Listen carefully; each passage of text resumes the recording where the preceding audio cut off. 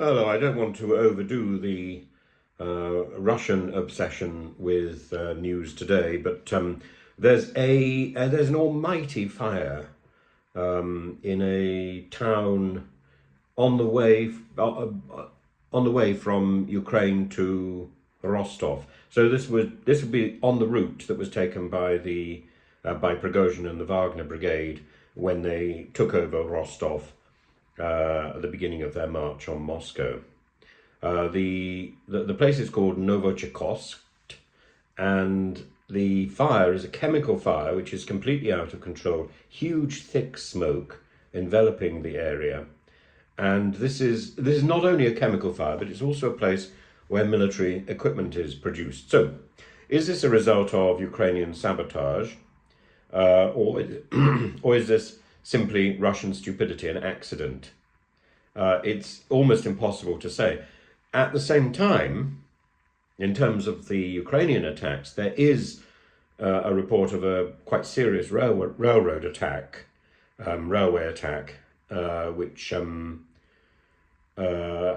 will seriously impact the transport of freight. Russia is very dependent on the railways, far more dependent than many European, certainly American companies are dependent on, because their logistics are spread between road, rail and air. In Russia, everything is done on the railway system, and the railway system is very efficient until, of course, it's blown up or derailed. And once something is derailed and is spread across the rails, then that takes days out of a schedule. So it could be the actions of Ukrainian partisans, but it's certainly not clear.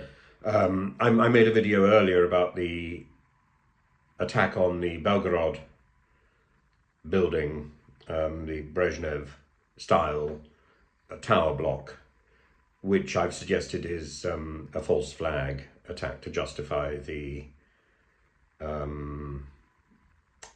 build-up of forces around Kharkiv, and this is about sending a message back to the domestic Russian audience, I suggest.